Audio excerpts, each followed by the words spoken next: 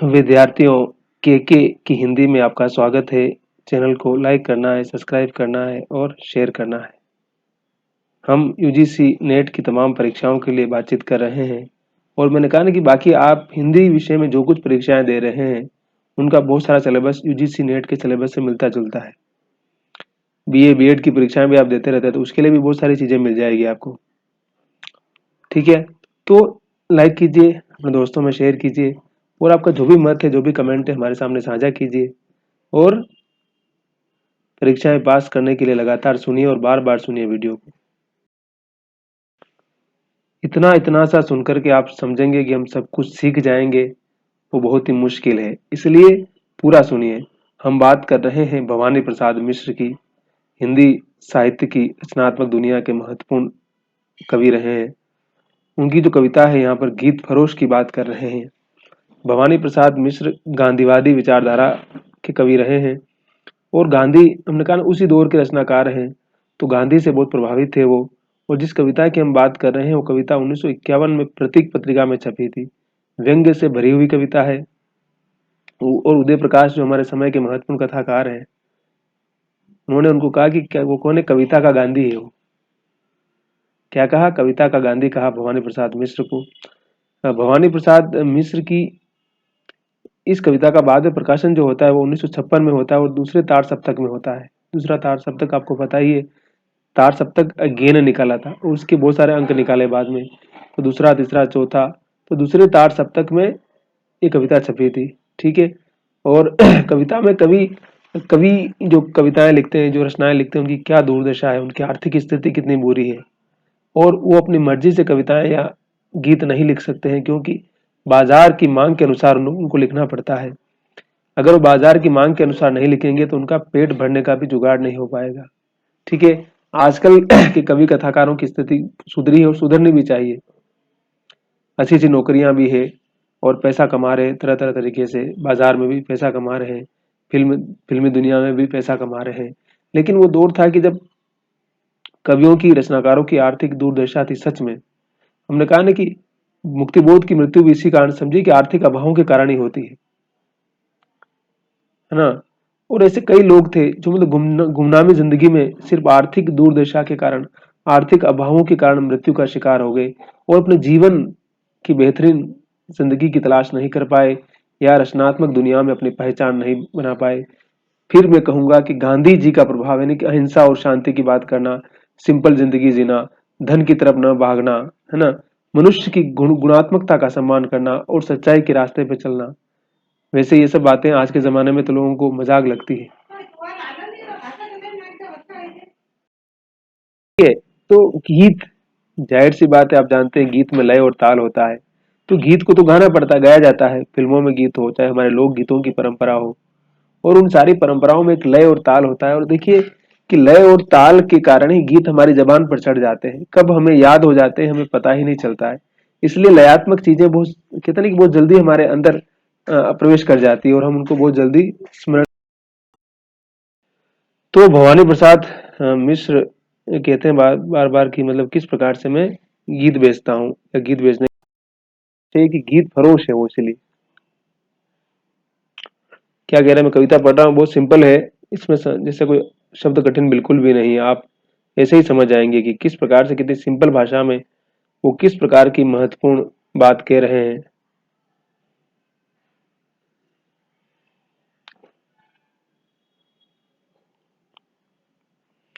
जी हाँ हुजूर, मैं गीत बेचता हूँ, मैं तरह तरह के गीत बेचता हूँ, मैं किस्म किस्म के गीत बेचता हूँ। जी माल देखिए दाम बताऊंगा, बेकाम नहीं काम बताऊंगा। कुछ गीत लिखे हैं मस्ती में मैंने, कुछ गीत लिखे हैं पस्ती में मैंने। गीत सख्त सरदर्द भुलाएगा, ये गीत पिया के पास बुलाएगा, ये गीत पिया के पास बुलाएगा। जी पहले कुछ दिन शर्म लगी मुझको, पर बाद बाद में अक्ल जगी मुझको। जी लोगों ने तो बेच दिए ईमान, जी आप न हो सुनकर ज्यादा हैरान। मैं सोच समझ कर आखिर अपने गीत बेचता हूँ। जी हाँ हुजूर, मैं गीत बेचता हूँ, मैं तरह तरह के गीत बेचता हूँ, मैं किस्म किस्म के गीत बेचता हूँ। आपको पता ही है कि व्यापार का जमाना है, धन धन की महत्ता है ना। तो कहते हैं ना कि जो दिखता है वो बिकता है वाली बात है। पैकेजिंग का जमाना है, मार्केटिंग का जमाना है, और किस प्रकार से तमाम चीजों पर मार्केटिंग होती है, विज्ञापन होते हैं बड़े बड़े, कि किस प्रकार से लोगों को उसके प्रति लुभाया जाए, आकर्षित किया जाए। तो अगर लेखक कह रहा है कि हम लोग भी गीत बेच रहे हैं, क्योंकि हमारी भी तो आजीविका का साधन यही है, हमारे पास इसके अलावा इनकम का कोई सोर्स नहीं है, इसलिए हम इन्हीं के आधार पर, इन्हीं के माध्यम से अपना जीवन चलाते हैं, तो हम हमें भी तो अपने गीत बेचने होंगे ना भाई, इसके अलावा हम क्या कर सकते हो।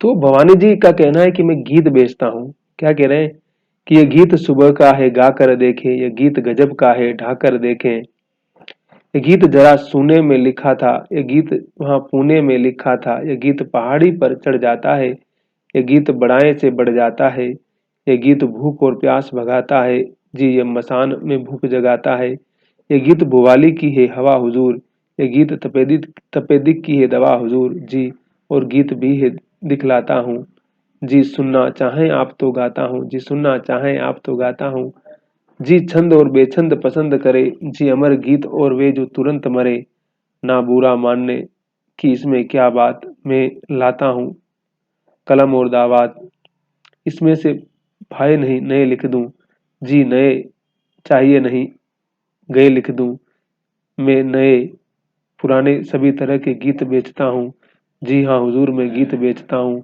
मैं तरह तरह के गीत बेचता हूँ, मैं किस्म किस्म के गीत बेचता हूँ, जी गीत जन्म का लिख मरण का लिखूं, जी गीत जीत का लिखूं शरण का लिखूं, ये गीत रेशमी है ये खादी का, ये गीत पित्त का है ये वादी का, कुछ और डिजाइन भी है ये इल्मी, ये लीजे चलती चीज नई फिल्मी, ये सोच समझ कर मर जाने का गीत, ये दुकान से घर जाने का गीत, जी नहीं दिल लगी कि इसमें क्या बात, मैं लिखता ही तो रहा हूँ दिन रात, तो तरह तरह के बन जाते हैं गीत, जी रूठ रूठ कर मन जाते हैं गीत, जी बहुत ढेर लग जाता है हटाता हूँ, ग्राहक की मर्जी अच्छा अच्छा जाता हूँ, या भीतर जाकर पूछ आइए आप, हे गीत बेचना वैसे बिल्कुल आप पाप, मगर क्या करूं लाचार हार कर गीत बेचता हूँ, जी हाँ हुजूर मैं गीत बेचता हूँ, मैं तरह तरह के गीत बेचता हूँ, मैं किस्म किस्म के गीत बेचता हूँ, मैं तरह तरह के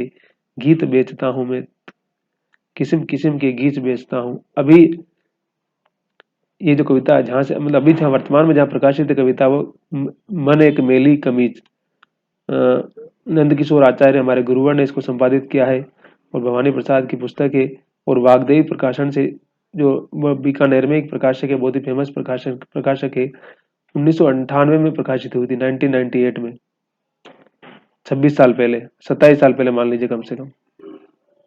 ठीक है, तो इस तरह से भवानी जी की कविता बहुत प्रसिद्ध कविता, और बहुत मतलब गीत है, कहने का मतलब आप इसको बार बार दोहराएंगे तो पता चल जाएगा। बहुत ही सिंपल तरह से बात कही गई कि कृष्णाकार की स्थिति ये है कि उसको गीत बेचने पड़े लिख लिख करके। और आपको याद होगा कि नागार्जुन कहा जाता है उनके बारे में कि बस में सफर करते थे ना, तो कविताएं बस में लोगों को सुनाया करते थे कि मैं कविता सुनाने के लिए आया हूँ। वैसे ही बूढ़ा आदमी था, और एक झोला रखते थे हमेशा जेब में अपने पास में, उसमें किताब कविताओं पर लिखी हुई, हाथों से लिखी हुई कविता थी कागज पर, और कागज निकाल के सुनाने लग जाते थे लोगों को। और कई बार पाठक इस प्रकार के लोग होते हैं जो नहीं जानते कविता होती क्या है आखिर, कि हमारा समाज साहित्य से, कलाओं से कितना परिचित है या परिचित नहीं है, आप शायद बेहतर जानते होंगे। इसलिए संगीत कला, साहित्य कला और तमाम 64 प्रकार की कलाएं मानी जाती है हमारे यहाँ पर। तो कलाएं किस प्रकार से हमारे जीवन को, हमारी सोच को समृद्ध बना सकती है, ये भी एक महत्वपूर्ण सवाल है। तो भवानी प्रसाद मिश्र यहाँ पर एक कवि, एक रचनाकार की विडंबना भी है, और किस प्रकार से व्यापार यानी कि जमाना किस प्रकार की तरफ जा रहा है, धन की तरफ जा रहा है, कि आपके पास पैसा है तो आपकी इज्जत है, अगर आपके पास पैसा नहीं है तो लोग आपकी इज्जत नहीं करेंगे, आपको कुछ नहीं समझेंगे। तो धन के आधार पर ही आपकी इज्जत है, आपका सम्मान है। तो उस चीज को भी व्यंग कर रहा है। और फिर एक रचनाकार की मजबूरी क्या है कि आखिर उसको लोगों की डिमांड पर, जैसे होता है ना मार्केट में कि हमें इस प्रकार की साड़ी चाहिए, इस प्रकार के जूते चाहिए, इस प्रकार की पैंट चाहिए, इस प्रकार का चेहरा साफ करने का क्रीम चाहिए, होता है ना विज्ञापन लाखों करोड़ों रुपए का।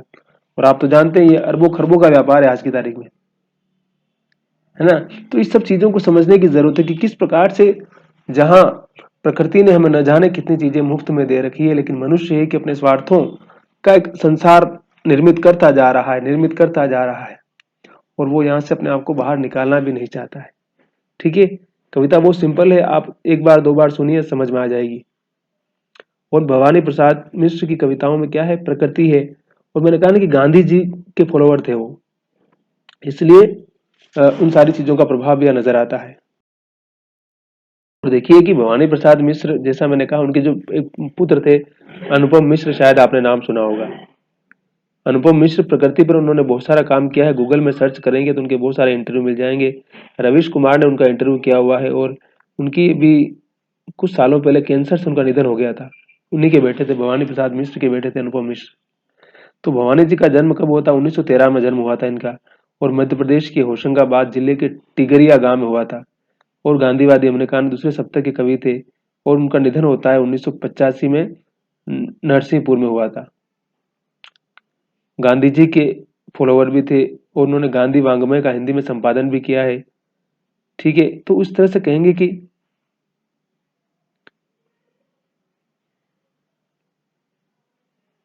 और 1975 में आपातकाल के विरोध में खड़े होते हैं ये। और उसमें क्या होता है कि रोज 3 कविताएं लिखते थे वो। और 1972 में बुनी हुई रस्सी जो कविता संग्रह था, क्या रस्सी का नाम है, बुनी हुई रस्सी, उस संग्रह पर उनको साहित्य अकेडमी अवार्ड भी मिल चुका है। ठीक है, तो कहने का मतलब है गांधी जी के विचारों से बहुत प्रभावित थे।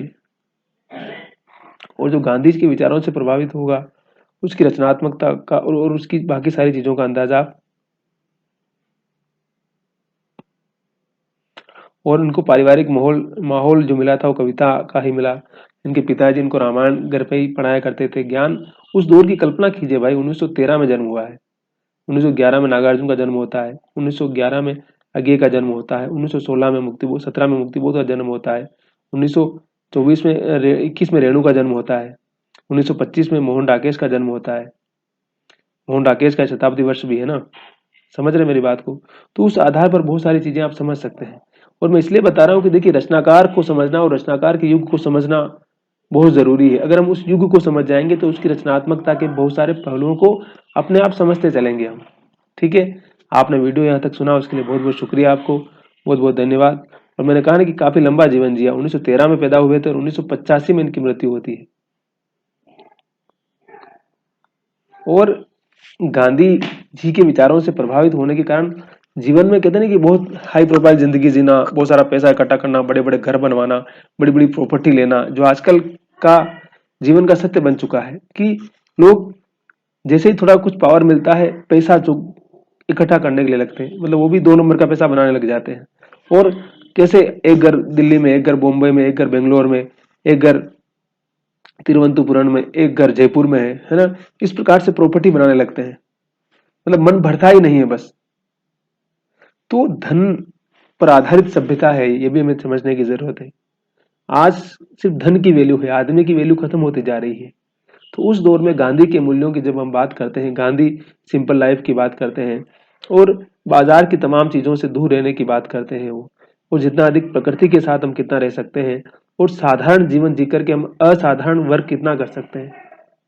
ठीक है, तो बहुत बहुत शुक्रिया आपको, खुश रहिए, मस्त रहिए। और मैंने कहा वीडियो हमेशा पूरा देखना है।